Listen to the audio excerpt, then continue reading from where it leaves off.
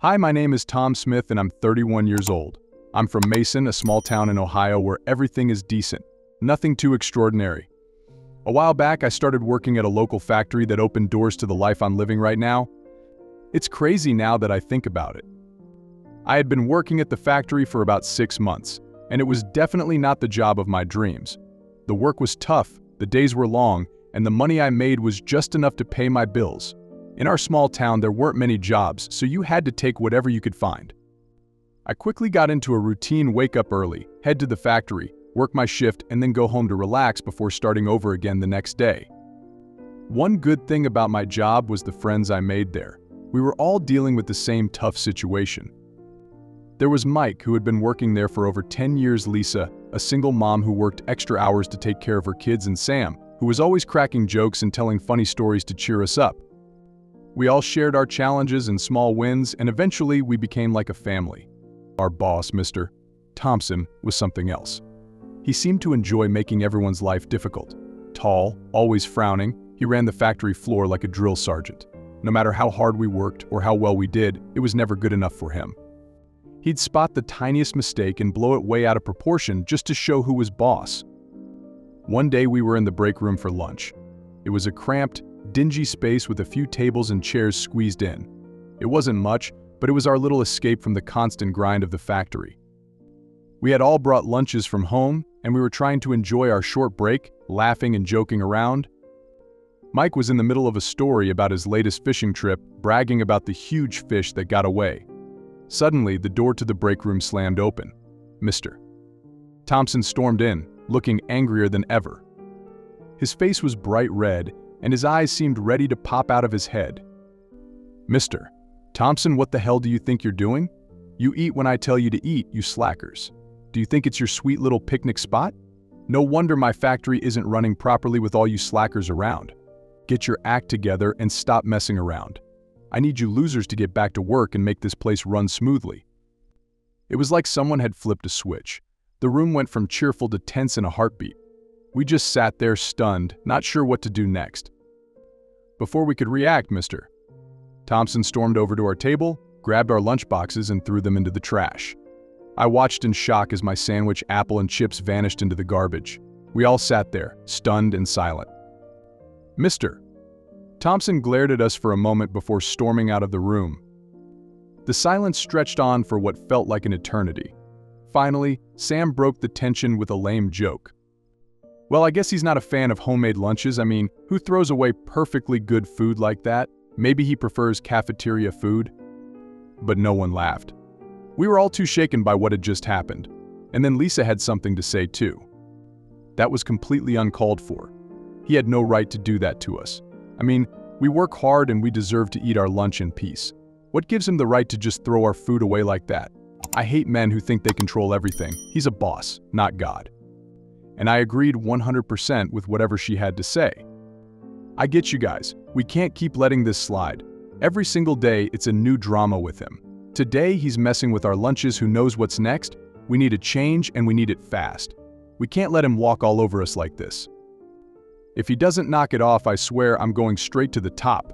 I'll march into the CEO's office and make a scene if I have to, just so we can finally get some peace around here. What could we do, really? Mr. Thompson was the boss and here we were, just a bunch of folks trying to make ends meet. Complaining felt like talking to a brick wall, and standing up to him seemed like a quick way to lose our jobs. We all needed the work, no matter how bad things got. As I cleaned up after my lunch, this feeling of helplessness washed over me. How much more of this could I take? Losing my job wasn't an option, but neither was continuing like this. I knew something had to give, and it had to happen soon. That night I couldn't sleep. I just lay there, staring up at the ceiling, thinking about the day. Mr. Thompson had tossed our lunches in the trash like it was nothing. That image just wouldn't leave me alone. Quitting seemed impossible. I had bills to pay, and jobs weren't easy to come by in our small town. Dragging myself to work the next morning felt harder than ever. The factory was tense, filled with an uneasy silence. My coworkers and I just glanced at each other nervously as we did our jobs. Mr. Thompson was in a really bad mood, snapping at everyone and nitpicking everything we did. I felt this anger building up inside me, ready to explode. Lunchtime was quiet that day. We all sat in the break room, not really talking. The events from yesterday weighed on us all, replacing our usual easy banter with a heavy, resigned silence. And then I just couldn't stop myself. Guys, I just can't anymore.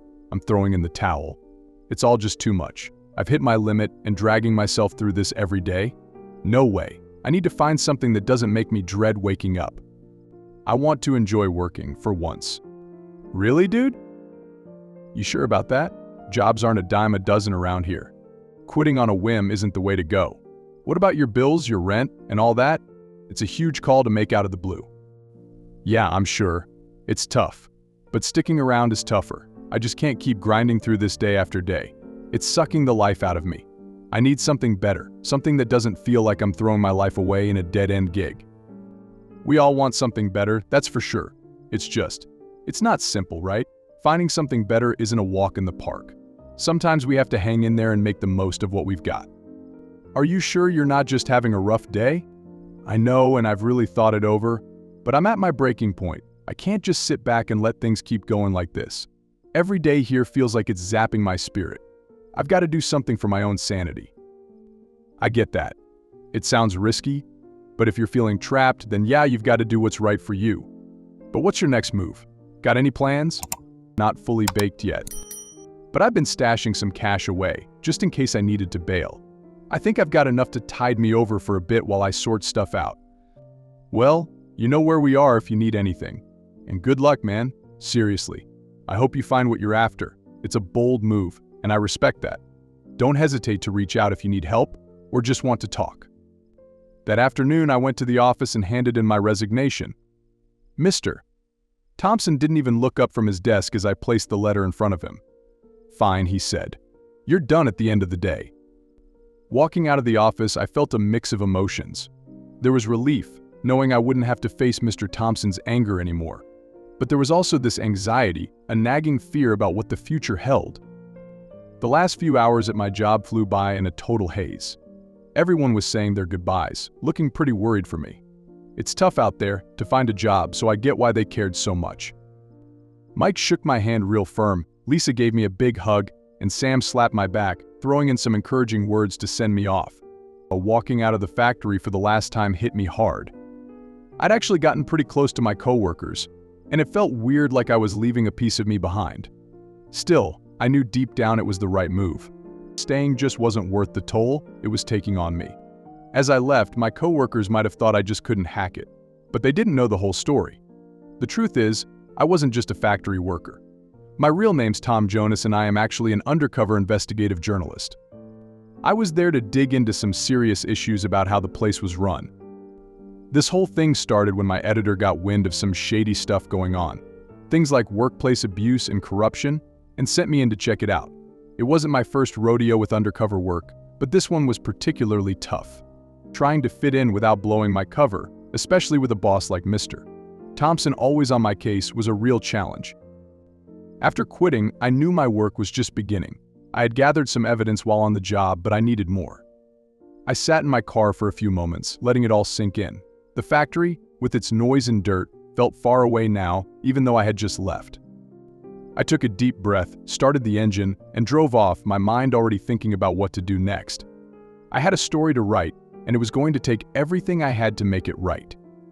First, I needed to organize my thoughts and the evidence I had collected. My small apartment, usually a place to relax, now felt like a command center. I spread out my notes, photos, and voice recordings on the dining table. Each piece of evidence showed the suffering my coworkers had endured, and I felt a strong responsibility to tell their stories. I knew I needed more than just my own observations. I needed to hear directly from the workers. This was risky because many of them feared losing their jobs if they spoke out, but I hoped that my sudden departure and revealing my true identity would encourage them to share their experiences. So I reached out to my former coworkers, hoping they'd be willing to share their stories now that I was no longer there. Thankfully, many of them were eager to talk, fed up with the toxic environment they endured daily. My first interview was with Joe, a middle-aged man who had been working at the factory for over a decade. He was one of the few who managed to keep his head down and avoid Mr. Thompson's torture most of the time. We met at a local diner, far from the eyes of anyone from the factory. "Tom, I'm glad you're doing this. People really need to know what's going on in there. I know I've gotten a little late, and I should have spoken way before, but the thing is that I had too many bills to pay. It's not like I don't have any now, but now I think enough is enough. Thanks for meeting me, Joe. I know it's not easy to talk about this stuff, but your story is important. Joe sighed, taking a sip of his coffee. Okay, so where do I even start? Thompson has been a total nightmare since day one. It's like he's on a mission to make life miserable for anyone who isn't constantly singing his praises. But honestly, it's not just the constant digs and the shouting matches. He's crossed lines that definitely shouldn't be crossed. Can you give me some examples? I'm sure there must be something particular he did to upset you or violate your rights. Oh, totally. For starters, he sometimes makes us skip our breaks. He'll come up with some urgent order that apparently can't wait, and if we don't skip lunch to get it done, he's right there threatening to fire us. And it's not like it's a rare thing. It happens nearly every week. Did you ever report this, I asked? Yeah, we tried. But it seems like nobody up top wants to rock the boat. They all stick together, you know? They don't really care as long as the work gets done and the quotas are met. And if you're the type to speak up about it, suddenly you find yourself shown the door. I could feel my anger rising as Joe spoke. It was one thing to suspect these things were happening, but to hear it confirmed was infuriating. I thanked Joe for his time and promised to keep him updated on the article. Next, I met with Maria, a single mother who had been working at the factory for about 3 years. We met at a park where her kids could play while we talked. Maria was nervous at first, constantly looking around to make sure no one was listening. Maria, it's okay. We're safe here. I just want to hear your story. She took a deep breath. It's just, I can't afford to lose this job, Tom. My kids depend on me. I have so many bills to pay, and this job underpays me, and then there's so much I have to keep up with. I'm scared. I understand. But the more people speak out, the more chance we have of making things better for everyone. Maria nodded slowly. Okay, well, Thompson, he's worse with the women, you know? He'll make comments about our looks. Tell us we're not working fast enough because we're too weak, it's humiliating. Has he ever done anything physical? I mean, did he try to harm you in any way? Or did he do something inappropriate? Maria hesitated, then nodded once. He grabbed my arm and dragged me back to my station when I tried to leave early to pick up my kids from school. It left a bruise. He also did so much honesty, I don't even remember most things because now it's so normal for me to get violated by my boss. I'm so sorry that happened to you, Maria. You didn't deserve that. Nobody does. No one should go through something so horrible as this. I know workplace harassment and workplace violations are very normal in our country, but this is something purely evil. We're all just trying to get by. But it's hard, you know? The way he treats us. It's like we're less than human. Maria's story was really heartbreaking, but it only made me more determined to get justice for her and the others. I thanked her and promised that her voice would be heard. With that promise in mind, I jumped into my investigation, ready to uncover the truth and show everyone what was really happening. Over the next few weeks, I talked to more workers, and each story added a new piece to the puzzle. There was Sam, a young guy just out of high school, working to save money for college. He told me about the time Mr. Thompson yelled at him in front of everyone for a small mistake, making him cry. His dreams of a better future seemed so fragile in that moment. Then there was Linda, a grandmother working hard to support her grandchildren. She shared how Thompson would dock her pay for the smallest things, like being a minute late or taking too long in the bathroom. The unfair treatment she faced was infuriating, and her strength was both inspiring and heartbreaking. As I gathered these stories, I also looked into the factory's records. I found evidence of safety violations, unpaid overtime, and other shady practices. The deeper I dug, the more I realized how corrupt the whole system was. It wasn't just about Thompson. The company's upper management was turning a blind eye to the workers suffering to protect their profits. My apartment became a chaotic mess of notes and documents. Writing the article was tough. I wanted to make sure I got everything right and didn't miss any details. Each story I wrote felt like reliving the pain my coworkers had endured, but I knew it was necessary. I worked late into the night, driven by a mix of anger and determination. The more I wrote, the heavier the situation felt. These weren't just isolated incidents, they were part of a bigger pattern of abuse and exploitation. I knew exposing this would have big consequences, but it was the right thing to do. When the article was finally done, I sent it to my editor, Karen. The waiting was the hardest part. I knew the story was powerful, but I also knew it would upset a lot of people. I spent those days on edge, jumping every time my phone buzzed. The anxiety was almost unbearable, but I tried to stay focused on the bigger picture. Finally, the call came. I answered it with trembling hands. "Hey Tom, it's Karen. I just finished reading your article and wow, I'm seriously impressed. The way you dove into the details and captured the real emotions in those stories is just amazing.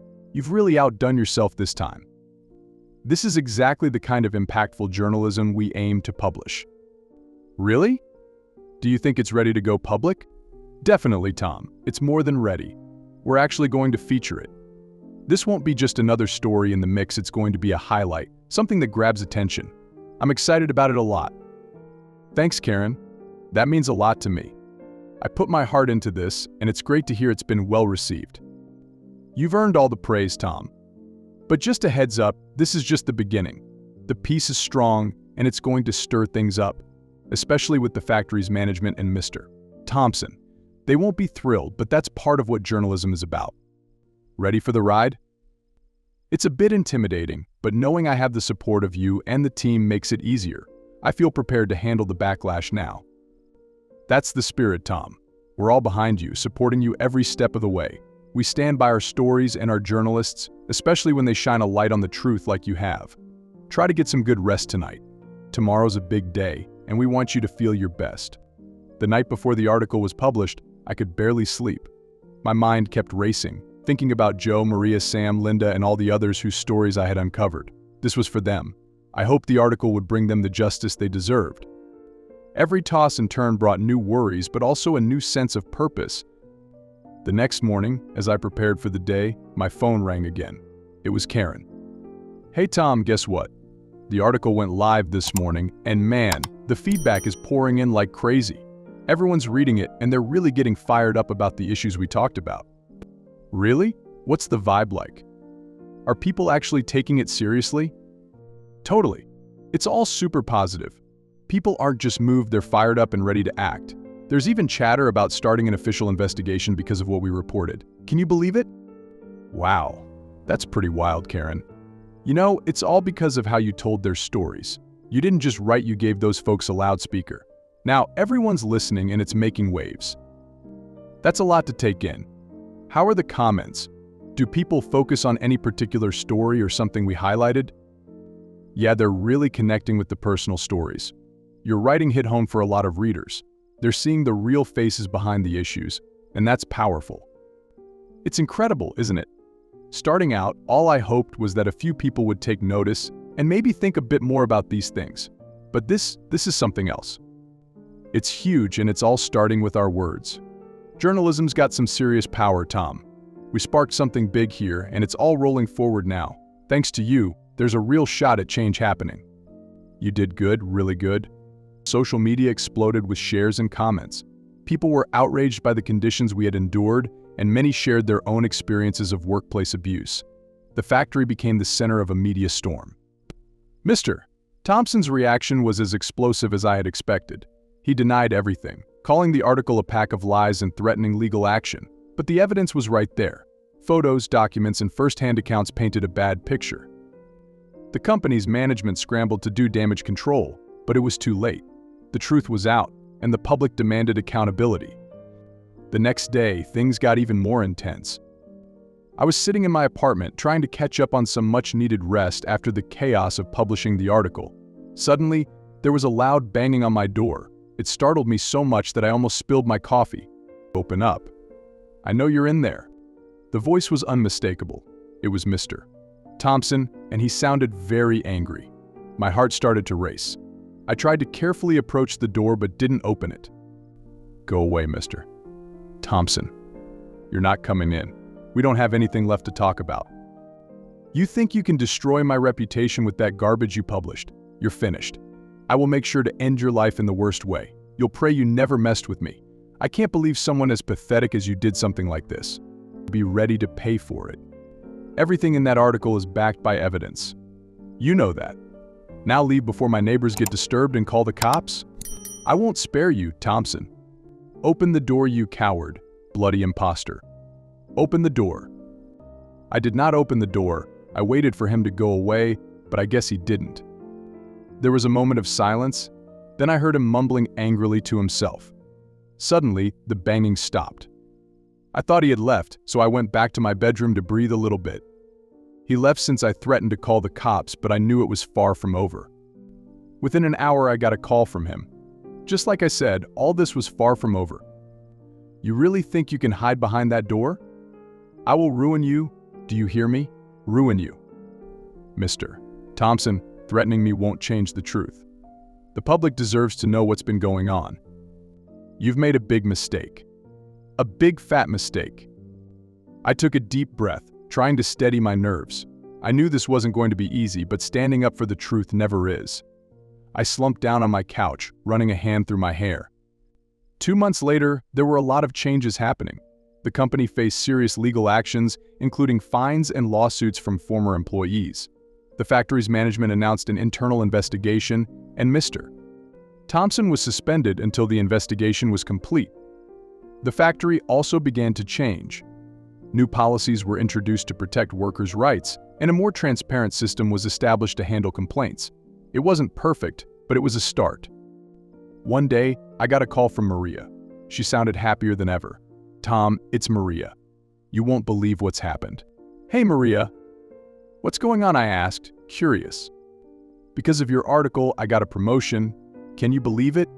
They're actually making real changes here. It's still tough, but it's better. Wow, that's incredible, Maria. Tell me more about the changes. Is everything all right? Well, for starters, they've implemented new safety protocols. We have regular safety inspections now. And there's this new system where we can report issues anonymously. It's like they're finally listening to us. That's amazing to hear. How are your colleagues feeling about it? I'm sure they must be liking the change. After all, everyone was his victim. They're relieved, Tom. Honestly, we were all so scared to speak up before. But now there's this sense of hope. It's like we can finally breathe. Maria, I'm so glad to hear that. This is exactly why I do what I do. Knowing that people's lives are improving makes it all worthwhile. You have no idea how much of a difference you've made, Tom. I used to dread going to work every day, but now it feels like things might actually get better. Thank you so much. I was really happy to hear her perspective. Mr. Thompson's threats to sue me and the paper were just hot air. He was caught red-handed. When his buddies saw him crash and burn, they quickly distanced themselves. It was a huge fall for someone who used to be so powerful.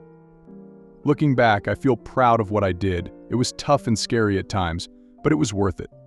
I spent countless hours, stayed up late chasing leads, and felt a lot of anxiety waiting for the article to be published. But in the end, my hard work paid off.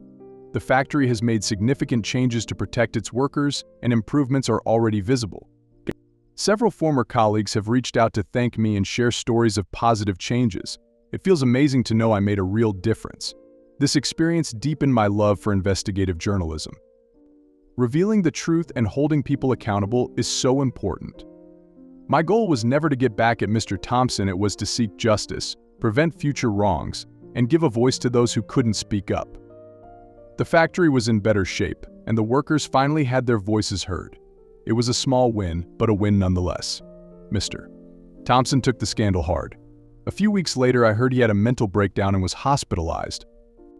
It was a sad end for a man who gave us so much trouble, but it marked a turning point for the factory. The new management was committed to making things right. They set up rules to protect workers' rights and created a system to address complaints. The working conditions improved, making the factory a much better place to work. Meanwhile, my life took an unexpected turn. The article's success brought me a lot of attention. One day, I got a call from a major news organization impressed by my work. They offered me a job, and it was an opportunity I couldn't pass up. With mixed feelings, I left my old job to start this new chapter in my career. It was bittersweet. I was excited about the new opportunity, but sad to leave behind the place where I had grown so much. In this new role, I joined a team of experienced journalists, all dedicated to uncovering the truth and fighting for justice. It was exciting to be part of such a dynamic and motivated group. The update is that I still work for this company and I've never been happier. I've also somehow found the love of my life, who happens to be a 30-year-old data analyst in my company. She's great, not like other girls. I might even pop the question to her very soon. Let's see what happens, but as far as my career is concerned, I'm doing great." In the end, it was all worth it. The factory workers were in a safer environment, and I had taken a big step forward in my career. Now that I'll look back, it's crazy how things have changed for good. Revenge was served, and so was peace on a golden platter.